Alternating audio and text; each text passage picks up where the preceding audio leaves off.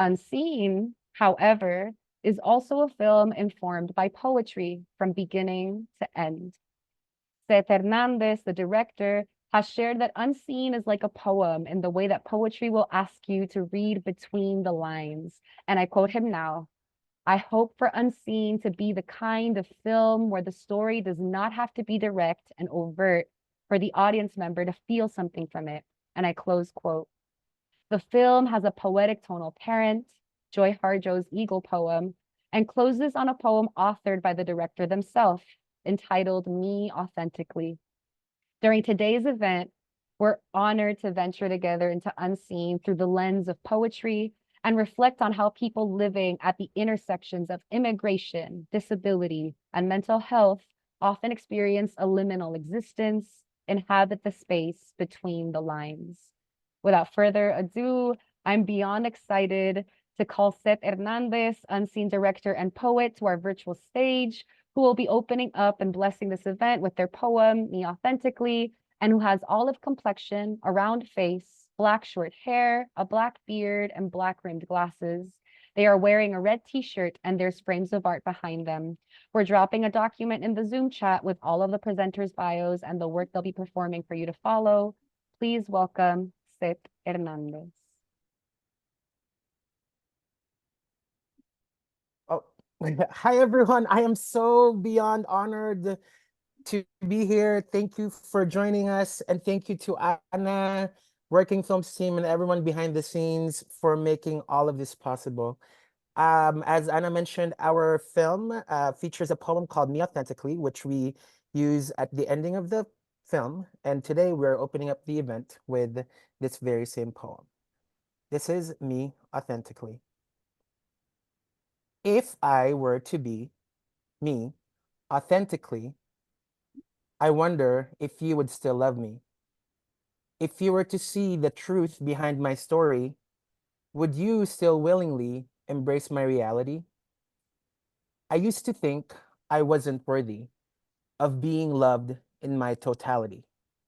Shame became the enemy, convincing me I am eternally guilty. But I deserve a life, not a lifelong penalty. After all, my truth is too beautiful to bury. I'll never know what it feels like to be truly happy if the love I take is never rooted in honesty. So I will no longer say sorry for wanting to be free. These lies are too heavy for my heart to carry. From here on, I will live my truth with no apology. I hope you'd be ready to love me unconditionally. Thank you. Thank you dearly, Seth, for opening us up with that poem. I'm now so honored and thrilled to introduce you all to our performers for tonight. Please join me in welcoming poets Maria Palacios and Josimar Reyes and singer-songwriter Julie Yeun Kim. Maria Palacios is an activist, artist, author, performer, public speaker, workshop facilitator, and disability educator whose work echoes the resilience and survival of disabled people. Josimar Reyes is a poet hailing from East San Jose by way of Guerrero, Mexico, who renders powerful spoken word performances and nationally acclaimed keynotes, writing workshops, among other offerings. And Julie Yeun Kim is a Korean American writer and singer-songwriter and previous art fellow at Define American from Los Angeles, California, who is passionate about writing about family, faith, and immigrant communities. Please refer to the document dropped in the Zoom chat for their full bios and to follow the work they'll be performing. We're dropping it again in the Zoom chat. Let's give a beautiful welcome to the virtual stage to Maria Palacios from Sins Invalid, who is a light-skinned Latina of indigenous heritage with long, dark brown hair up on a bun and flirtatious brown eyes with long lashes. She is wearing dark red lipstick to complement her smile. Bienvenida, Maria. Muchísimas gracias. Thank you so much. I am so excited and so honored to be part of this beautiful event. I watched Unseen. I watched it 2 or 3 times actually. And every time that I watch it again, I feel something new. It touches me deeply. It's so relatable. It's so deep and so definitely poetic. I actually wrote 2 pieces to share with you today, but because of time, I am going to only share one of them. But I want to touch a little bit on the first one, the one that I won't read. And the first piece actually talks about the American dream. It talks about the struggle of leaving everything we love behind. It talks about the love and the dreams and the hope that we bring to this country. And I think that that's across the board. All immigrants who come to the US come dreaming of that dream. And that is no exception for us disabled people. God, there is so much to say about Unseen. And I hope that everybody who has not seen it gets an opportunity to, after this, maybe run and catch it and watch it and let it soak your soul. The poem that I am going to read tonight and share with you is in Spanish, and it's actually a poetic letter that I wrote to Pedro. Yeah, I'm just gonna share it. So, and Ana, thank you so much for translating it, because when my muse gave birth to these pieces, it was speaking English. Not sure why, but Ana did a wonderful job translating it. And when I read it in Spanish, I was like, oh my gosh, this is so beautiful. So yeah, this is called Una Carta para Pedro. And I apologize ahead of time if my dogs happen to bark. I can't help that. I'll just kind of pause. Una carta para Pedro. Queridísimo Pedro, me veo en ti. La silueta de tus sueños refleja el contorno de los míos. En aquel entonces, cuando mis sueños vestían piel de juventud y aún no sabían todo lo que sabemos ahora, cosas que solo aprendemos al vivir. No importa cuánto creamos que sabemos o cuánto leamos, hay lecciones y cosas que solo aprendemos viviendo. Pero sí, me veo en ti, en tu historia y en tu culpa, el agradecimiento que sientes que debes por la oportunidad de ser visto, por la oportunidad de obsequiar el regalo personal de tu humanidad. Mi niño querido, tan querido, ven, toma mi mano. Debo llevarte a ese lugar dentro de ti donde puedas sentir el verdadero poder de tu fuego.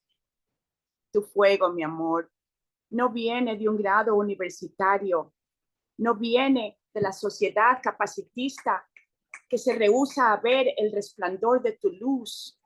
Tu fuego, querido mío, viene de la experiencia vivida, de tu supervivencia, viene de todo el amor que das y de todos los sueños que tienes para cambiar el mundo.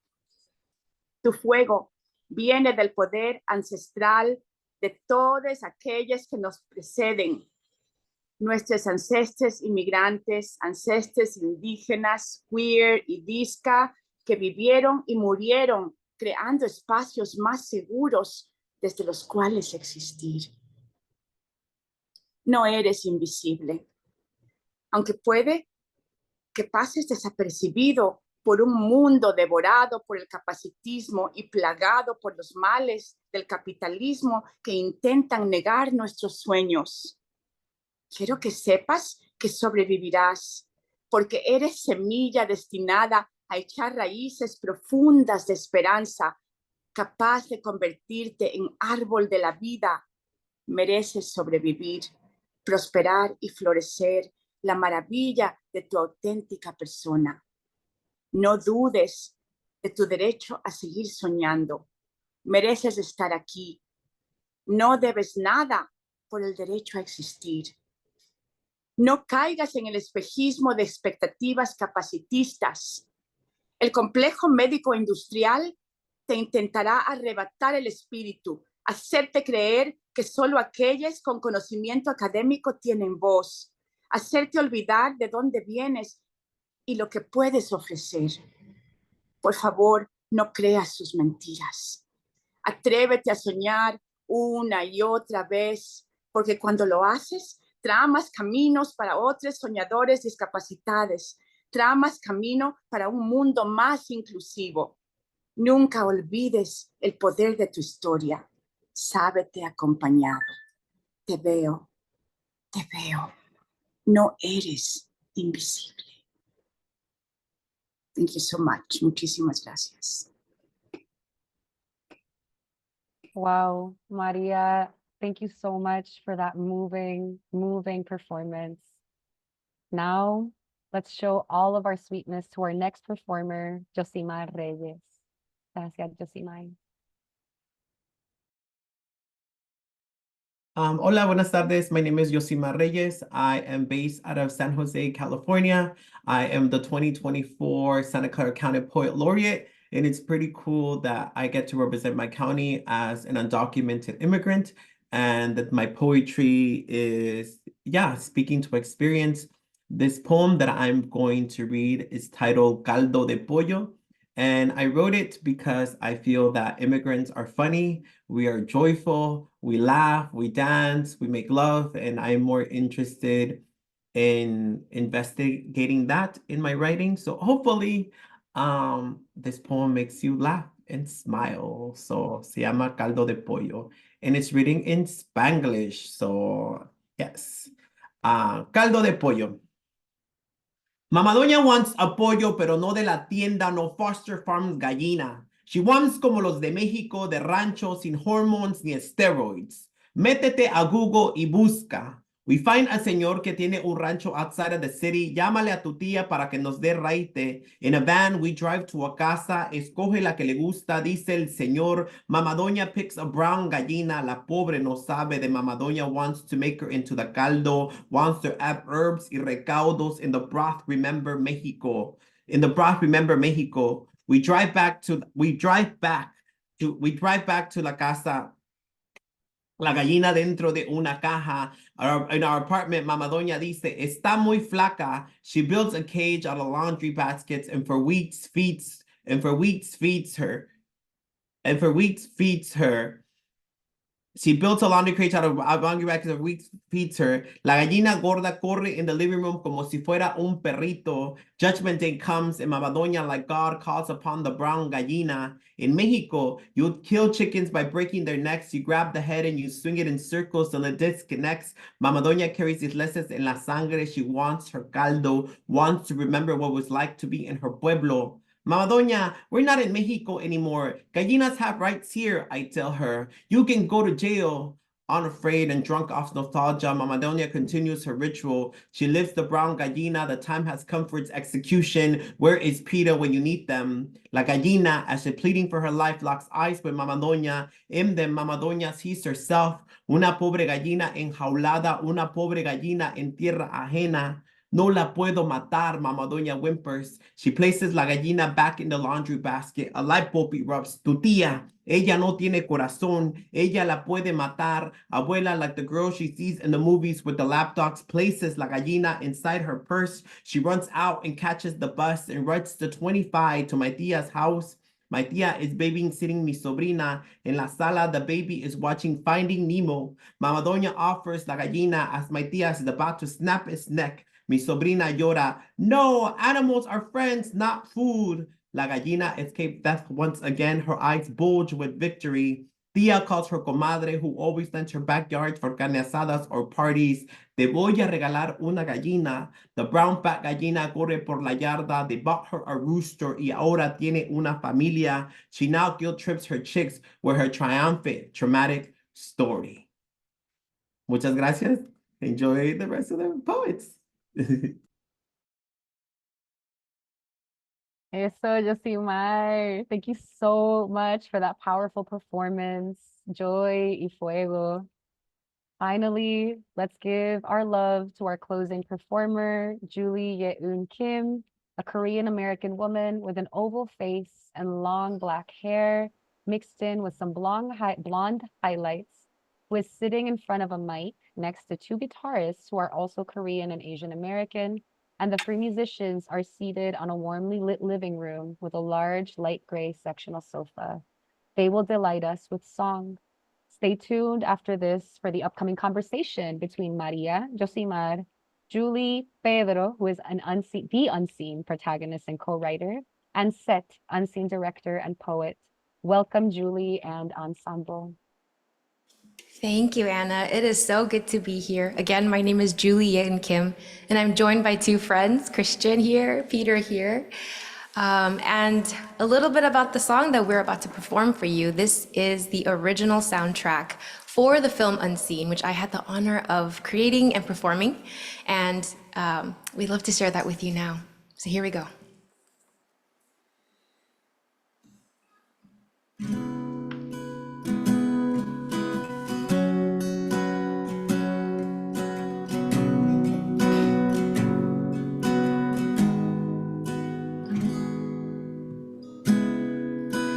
One of these days I'll sit you down and I'll tell you all about this dream of mine. But at the moment I'm not sure how to put it in words. I stumble and crash in the dark of my mind. They chase me away, round and around the tracks we go. They say this is just how life goes. It's not that I don't want you or need you close. I need you 'cause I do. The madness of waiting, the balm in this healing. Oh, take a bit of time, stumble and crash in the dark of my mind. They chase me away, oh my demons, round and around the tracks we go. They say this is just how life goes. Stumble and dance with you. Oh, is this a new song I hear? Round and around this world we'll go. Or make a home wherever we are.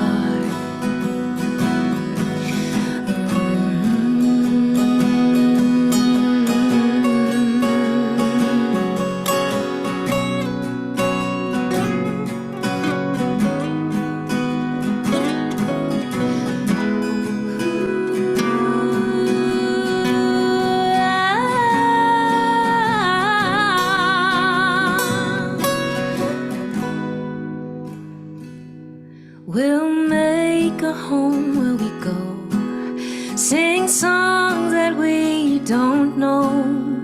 We'll try and try, 'cause this is how life goes.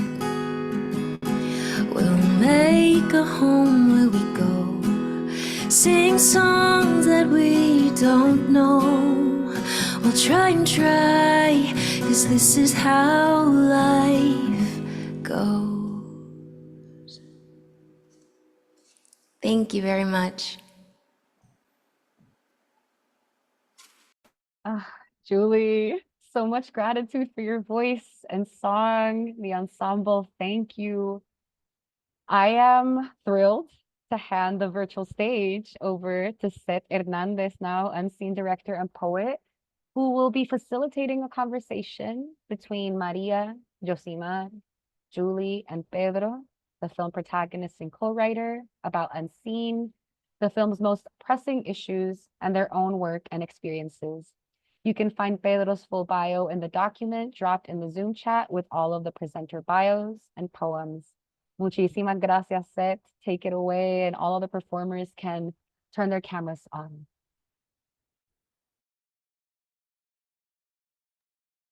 Wow, everyone. I am so honored to have just witnessed all of your amazingness. Thank you so much, Maria, Yossi, Julie, and of course, Pedro. Thank you so much for joining us today. What an honor. And also to Julie's accompanist. So grateful for you all's talent.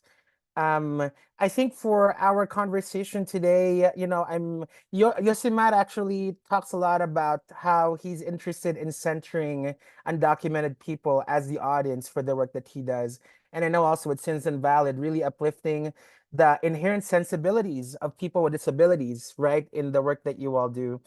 So in that spirit, I want to guide us through this conversation, centering the perspectives and the sensibilities, for lack of better words, of the communities that we come from, who are often really never thought of as primary audiences for a lot of things, to be honest. So with that in mind, I want to do a little bit of a jumbling up of the order. I'm going to start off with Yosimar a little bit since I summoned Yosimar's energy just now. Um, you know, um, for those of us, who follow your work intently in social media, your grandmother is a real key central figure in the work that you do, in a lot of your poetry, and even in the daily work that you do, and to the point that your grandmother has become an influencer because of the way you lift her up. you know um with our film, for those that have been able to watch it, we really highlight how Pedro's relationship to care is very apparent, whether it's to his grandmother, to his parents, or to the people around him, the clients that he serves as a social worker. I'm curious, Yosimar, if you could talk about just, your musings about the relationships that exist between us and our caretakers, for lack of better words, especially as people that grow older and aging, and how has that influenced your poetry, even, about Caldo de Pollo that you just shared right now? Yeah, I think one of the interesting things, I think to be undocumented is to be disappointed in the state of affairs in this country. And sadly, I think one of the things that I realized as someone that was at some point considered a dreamer or a DACA beneficiary, all of that, right, that was longing for some sort of recognition. I realized that that's not coming anytime soon. And in the advocacy work that I do, I do showcase my abuela because my grandmother is a 90-year-old undocumented elder. And so for me, it's very important for me to have the visibility to introduce her into this conversation. And the reality is that now my dream is to make her life as easy and pleasurable and enjoyable and joyful as possible. And that's been my mission. And I think in regards to what's happening around the country, I think I've decided to have tunnel vision and just focus on that, and whatever mess is around me, I have no control over that. I only have control over my happiness, my joy, and my power. And so, yeah, I think my relationship with my grandmother has been that central place where I can just know that I can just lean into that as opposed to the uncertainty that I face in regards to that. And in terms of care, I think it's very important to note that the only beautiful thing about being undocumented, is that we found each other. That by us being vocal, by us being out there, that we saw examples in each other in moments where we didn't feel powerful. And so I'm very grateful that I have amazing undocumented friends, that I have amazing network of genius, of hustlers, of just folks that I can turn to in times where I just don't feel it. And so I'm more interested in relying on that. And yeah, people call it community care, people call it, just mutual care. And I think, and it goes without saying that the only reason undocumented people are thriving is because we have taken care of each other. And I think it's very important for us to blankly state that. And yeah, I'm more committed to that now. Now more than ever, I think undocumented communities need to be selfish, and we need to protect our stories. We need to protect our energies and be unapologetic about creating work for ourselves and for our community to just get some rest. So yeah. I love that, Yosimar, because I think like often in the political discourse, the narrative that's been kind of imposed on our communities is how like we all come here to make America better, you know. Maybe for some people that's true. For me, I'll speak for myself. I came here because my family came here and I tagged along with them.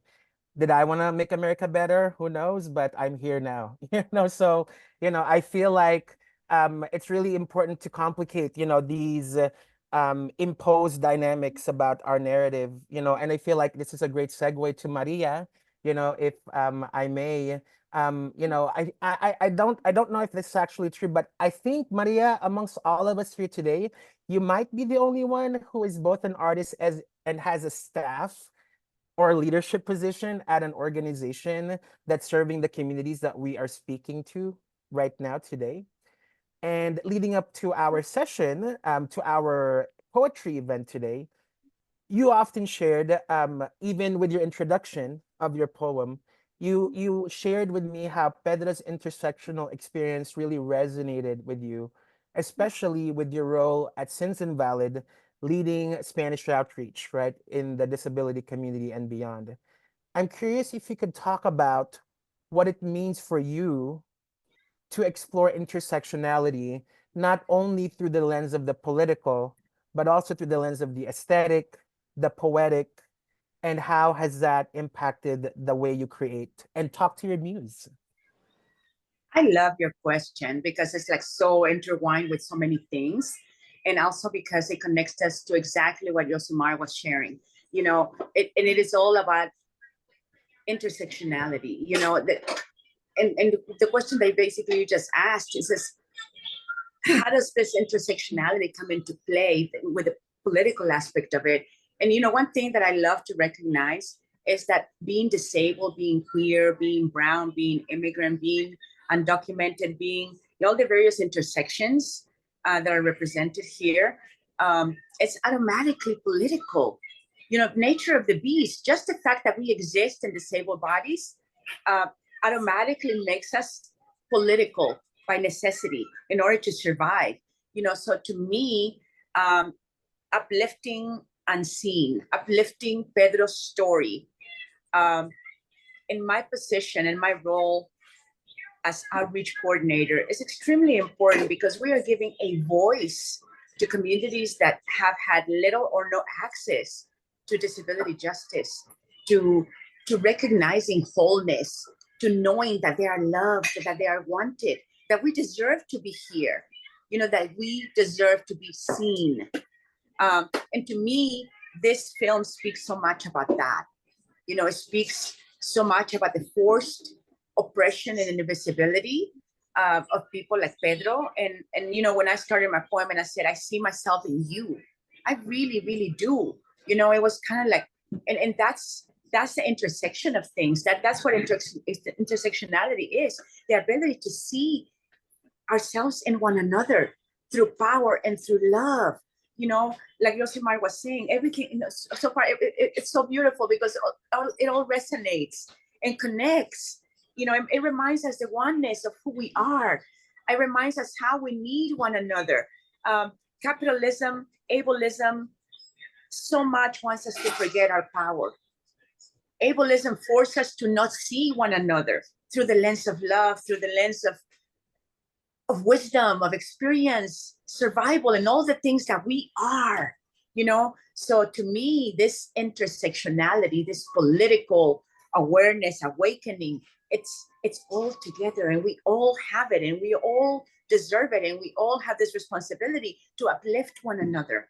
To me, this film is about that. It's about sharing our stories of survival, and Pedro's story is so much a story of so many other disabled immigrants and so many other immigrants in general, and it is so much the beauty and the pain and the joy and the struggle all together.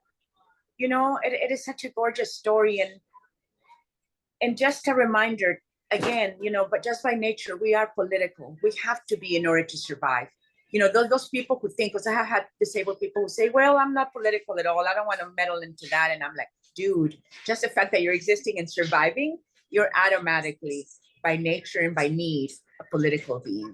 So I hope that sort of answers the question. I know that, but it's kind of like your question has so many questions within itself that it asks for more conversation, and then it is so beautiful that you're creating this space for all of us to do this. So thank you for that. Thank you, Maria, for engaging in this conversation with all of us. And I think one of the things that I really appreciate about Sins Invalid also, when I first came across the powerful work that you all do, is how you all explore the sexuality, of the disability community, which I think is really, really, uplifted in the same way that the sexuality of like undocumented people, for those that follow, some of the undocumented folks on social media, you kind of get a lot of that too, not gonna name names, but we're out here. But in that vein also, I feel like vulnerability, and openness is something that we discuss a lot, in the film, and in terms of how we are able to share our most inner selves, and the less we do that, the more unable also we become to receive love, if we are continuing to be guarded. And with that spirit in mind, I want to pivot to Julie. Julie, I have known Julie since we were in college, and it is such a blessing to be continuing to be in community with Julie. Years ago, actually, Julie and Yosima did an event together here in Boyle Heights, if I'm not mistaken, here in LA, just really celebrating the artistry of undocumented folks. And Julie, thank you so much for being here with us. And I know that when we first started speaking about having you write a song for the film, I remember you talked a lot about this experience of being undocumented, kind of like what Pedro talks about, like segmenting yourselves, into multiple selves. And when we receive love, I feel like it's the most powerful kind of love when we are able to share every piece of ourselves and not just segment ourselves. When we had our screening last year in November, I remember also you performed a not yet released song, if I'm not mistaken, Naked, which I feel like is in such great tandem with the themes of Round and Around, the song that you just sang for us right now. I guess I'm just curious if you could talk about, this theme of vulnerability, and as a formerly undocumented person, the experience of sharing our most authentic selves with the people around us. And how do you think that has impacted your music and the way you write music these days? Yeah, by the way, does this mic work? I had to do a little bit of a switch. Okay, great. Yeah. Um, yes, so I really came to the page and the pen trying to figure out, or trying to put into words what I was having trouble understanding in myself. So that kind of set me on a journey of writing about the love lives of undocumented folks, but more generally, it really is the experience of intimacy and vulnerability that I'm fascinated by. I guess there's so many things running through my mind after having heard Yosimar talking and everything else. I'm reminded of something that Pedro says in the film. Am I allowed to reference that? I don't want to give too many giveaways, but Pedro says, I used to not date because I thought it was a blind thing, but I realized it was a Pedro thing. And I was like, oh man, like that was also, I think, my story. I think there are a lot of reasons why an undocumented person might shy away from what I would call like being witnessed by another person, or, be afraid of being beheld, almost feeling like we're not worthy of love for whatever reason, beyond being undocumented as well. In so much of our lives, I felt threatened by someone else's knowledge of myself. I felt like the more someone knows about me, the more in danger I was. And is that an undocumented thing? Is that a Julie thing? Who knows? I think I'm still kind of looking through that ever since I watched Unseen. But yeah, our status, our fears, just human fear of being seen, the lies that we tell to live normal lives. I won't say that all undocumented people lie, but I was I was a hell of a liar as an undocumented person. I felt like I had to resort to that to feel normal. And so being known was scary to me. Um, I think in my case, it was compounded by many other realities, like the fact that I was a woman, the fact that I was an Asian American specifically, all those things. But yeah, I've been fascinated by this concept, this process of being known. And something I think about is how I think, Yosimar said that the only good thing that comes out of being undocumented is that we find each other. But then to have that one thing be so inaccessible out of fear is a really interesting process to me. It's a really interesting experience. I believe that as undocumented people, we need to be more deeply embedded into networks of relationship. And I started writing to try to get over that fear. I started writing music and stories to try to help people see also, like, to build language around getting over that and yeah, putting ourselves in vulnerable positions, because that is truly how we find one another. I think that answers your question. I was a little bit all over the place, but I hope that that's good. That is perfect. Thank you so much, Julie. Pedro, are you still there? Did I just notice Pedro step out? But while I wait for Pedro to return, I appreciated how you riffed off of what Yosimar said, Julie. Like this experience of the only most amazing thing that could happen about being undocumented requires a level of opening up to other people that this is part of who I am, and it's like, how does that dynamic work? It's like a contradiction almost to be able to access, and I really appreciate you naming all of that, which is perfect segue as Pedro returns into the conversation with us. Pedro, can you hear us? Hello. Yes. Hello, hello. Amazing. Thank you so much, friend. And now that we have you here, I hope you got to experience the performances of our amazing collaborators today.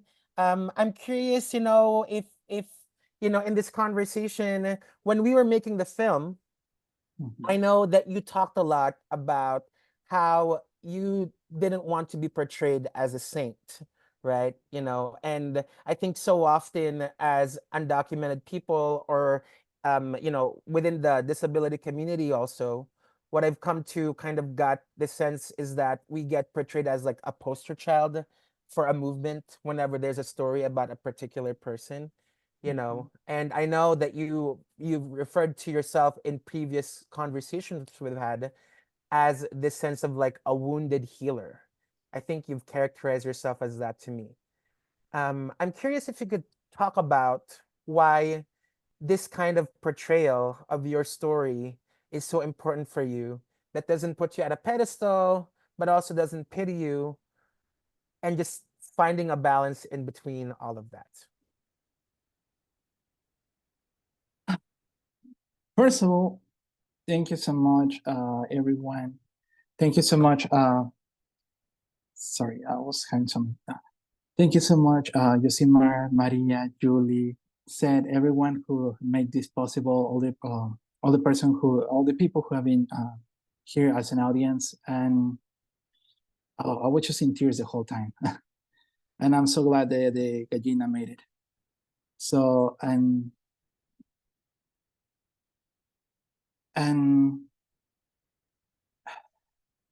the wounded healer, to me, it's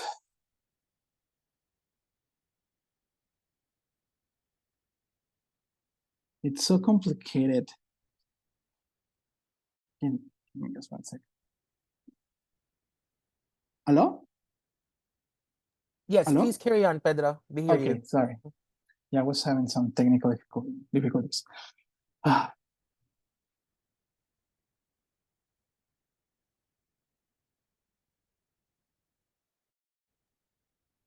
Go ahead, Pedro. We hear you. Please carry on. yes, I'm here. I'm here. So to me,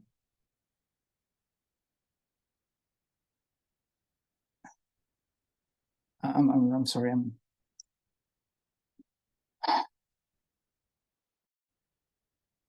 don't know why the question got me very emotional. Give me just 1 second.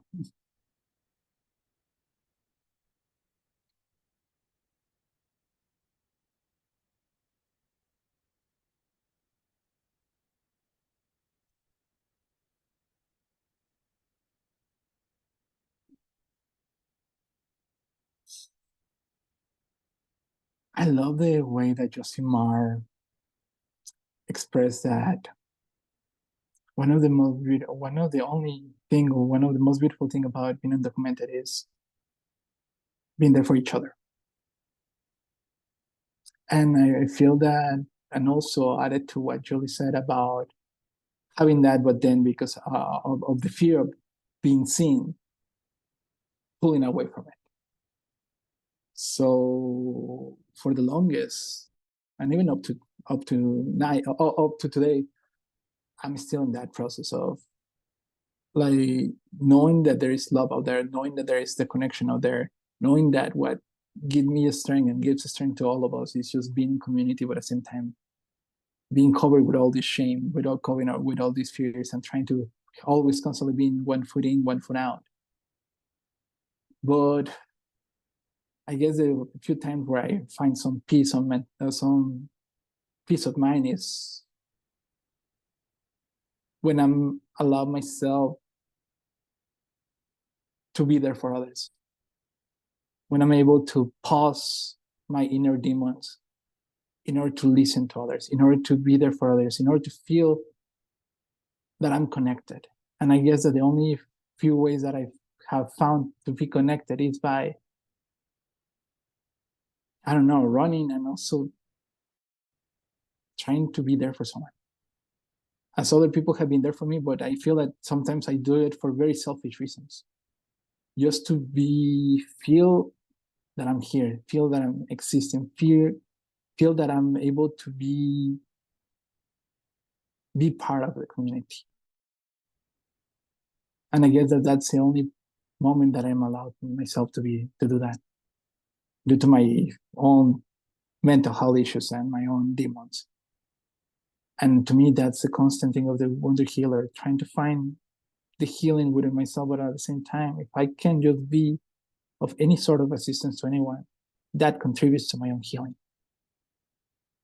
If I because that to me allows me to connect, to feel that I belong, to feel that I'm not alone,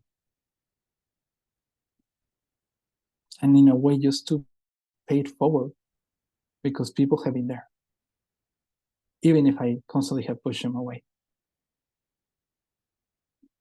And also, I guess because I don't want other people to feel how I feel. But I don't know. Today you got me in a very emotional day, so sorry for my randomness. Please do not apologize, friend.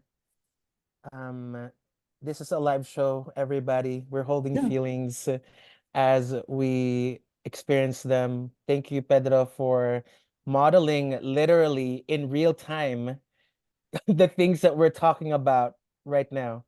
Really, really so grateful. And just lifting up some chat messages. Julio, lean on the messy feelings, friends. We got you, Pedro. Sending love, Pedro, from Maggie. Anna says we're holding you, Pedro. So thank you so much to everyone for collectively holding space together. We have a few minutes left. I had one more question for everybody, but instead of doing that, actually, I like being impromptu. If anyone in the audience has any reflections or questions, not even questions, like just even reflections, I'm curious if we could actually spotlight all the other participants. So Maria and Julie, if we're able to spotlight all of us on the Zoom. If anyone in the audience has any questions, I think we have room for a couple of questions. And again, not just questions, but like just even reflections. How did this event make you feel? Anything that's like stirring up for you? I see something popping up right now. Rosemary says, I want more of this space. My heart feels so full. Thank you so much, Rosemary, for being here. Anybody else has any reflections that you want to share? or questions for the panelists? If not, maybe I'll pivot us, to like just a final reflection. I don't know if we're gonna have time to have everyone speak about this, but like I shared before, I feel like spaces like these that lift up undocumented and disabled communities in a tender way that doesn't just think about us as like an issue or a topic, but like as human beings who are complex, you know. I feel like these kinds of spaces, like we don't get to experience them all that often. Um, and I guess like for the panelists, even, like what are you taking away from this conversation? From being with each other, from being with our generous audience with us. Any reflections or just final reflections that you would like to offer as we close? Let's start off. Anyone feeling compelled? Maria, do you feel like starting us off? I want to first say again, thank you so much for the space, for this film. And Pedro, I love you so much already. Without knowing you, I know you. And your vulnerability is so beautiful. And also, what you all have been saying about what people see about undocumented people, or what they refuse to see. And the same happens to disabled people. We get forced into invisibility, into segregation. People tend to think that we have little to offer or nothing to offer, that we are broken, that our lives are always miserable and sad.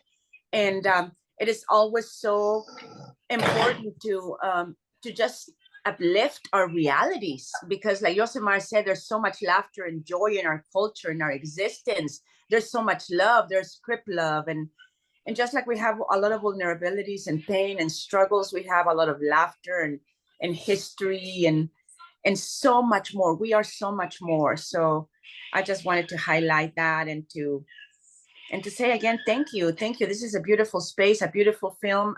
For those of you here participating as audience members, if you have not seen this film, please do, because it shares so much beauty, so much truth. So yeah. Thank you, Maria, for the affirmations. Yossi, Julie, do y'all want to share any other reflections as we close?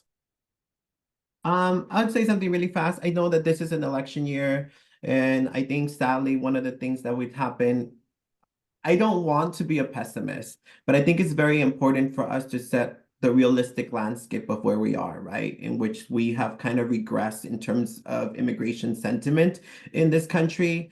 And my wish and my hope for folks who are undocumented, who feel anxious, who feel pressure, I think I would say give yourself permission to be selfish and protect your energy and protect your loved ones. I think enjoy your family, enjoy the parties, enjoy the celebrations. Like, I think this is, for me, I think that is the only thing I can control is the way I laugh and the joy that I feel. So I would say my wish is for you to do that and enjoy your friends. And yeah, because it's going to be an interesting year. And if you ever need a joke or an uplifting, I'm there. Just follow me on Instagram and we can laugh together. So thank you. Thank you, Yosimar, for those blessings. Julie, please top us off. Ooh, that's a big task. I don't like to follow Yosimar. But I thank you for naming also the fact that this is election year. And I know that we don't have to say anything, and it is looming. It is looming in many of our minds. Actually, something that Yosimar did a long time ago kind of changed my life, and that was create UndocuJoy. And a lot of what he was sharing today has to do with that. And so much of what I have written, Round and Around, which was the song that I performed tonight, guys. I forgot to name my own song. I apologize. It's called Round and Around, but so much of that, and even the song that we heard at the very top, Dreamer, came from my readings on Yosimar Reyes. In any case, I want to say, I agree that we should take up more space. We should not apologize for doing that. I have done that for so long, for 30 some odd years, and it feels like sometimes I don't want my mic to be taken away at this point, and I've noticed part of my gratitude for Unseen and the work of all of you here is that I think the undocumented community and so many other marginalized communities have a lack of words.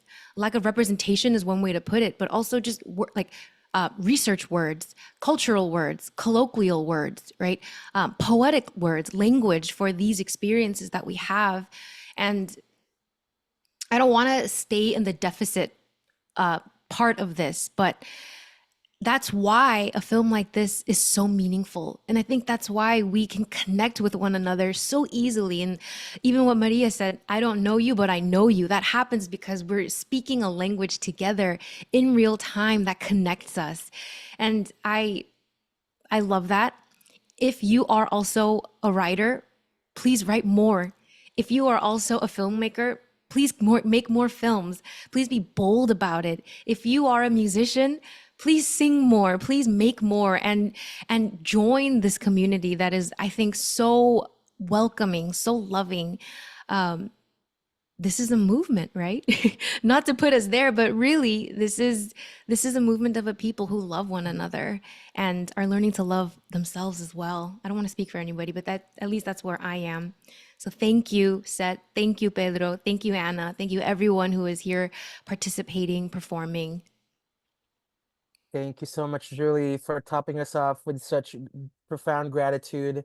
And as we wrap up, I'm going to pivot back again to Ana, but thank you so much, Pedro, for sharing your story with us that allowed us all to connect in this way. I hope that you feel the blessings rain over you because of our gratitude for you sharing your story with such vulnerability and bringing us all together in this way. Thank you, Maria, Yosimar, and Julie.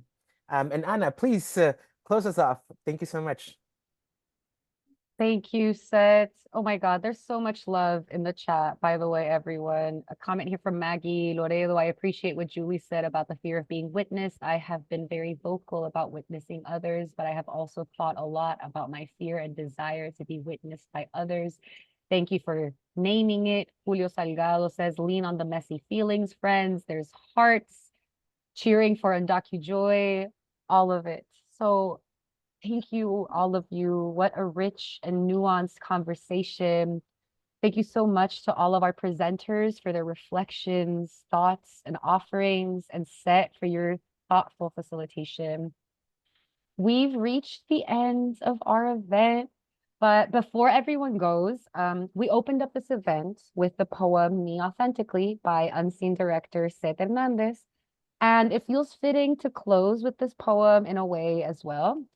You've all been witness to a tremendous outpour of poetry, song, and vulnerable conversations around the film's most pressing themes. And we value all of your voices and want to be in conversation with you all as well. And we'd love to take this opportunity to offer up a writing prompt in the spirit of Julie's call to write more and sing more, so that you can respond to today's performances, conversations, and reflections with your own poem or piece of writing. And the invitation is the following: write your own Me Authentically poem. What does it mean, feel, and take to inhabit your authentic self? We hope you can take this prompt home with you and explore it in whatever way feels fulfilling and necessary. And we just shared a resource packet in the Zoom chat with the prompt, Poems That Informed Unseen, a link to a Google form in case any of you would like to share and submit the poem that you write to us as we consider potential ways to house them among other resources. And finally, to close off, Unseen was first and foremost conceived as an organizing tool to be put at the service of movement work. If you're part of an organization that does work related to the film's themes, or you're looking for a way to galvanize folks in your neighborhood around immigration, disability, and mental health, or you're wanting a thought-provoking film for your next community screening, we invite you to host your own screening of Unseen. We have capacity to waive screening fees for organizations and groups that need it. You can also acquire the film through POV's Community Network Lending Library, and you can download the Unseen Community Screening Toolkit entitled You Authentically which we created with all of this information and more on putting together your own screening of Unseen. And you can find links to all of this that I just mentioned in the resource packet that we just posted in the chat, which we'll share one more time. Yeah, posted on there. And we want to thank our co-presenting partners, Center for Cultural Power, Firelight Media, Pangea Legal Services, POV, Sins Invalid, Working Films, and WXXI for supporting and uplifting this event. Our accessibility partners, Beth Heglia and Pro Bono, ASL, Marbella, and David, for working closely with us to make this event accessible because, as Mia Mingus, Alice Wong, and Sandy Ho beautifully declared, access is love. Thank our performers and presenters, Maria Palacio, Josima Reyes, Julie Yeun Kim, Pedro, and Seth for their invaluable craft, knowledge, and vulnerability. The film's impact producer, Conchita Hernandez, who's in the house here as well, for steering the ship of our impact work. And to you, our dear audience, for being here with us and holding space for what lies between the lines. Buenas noches a todos. Good night, everyone. And thank you for joining us.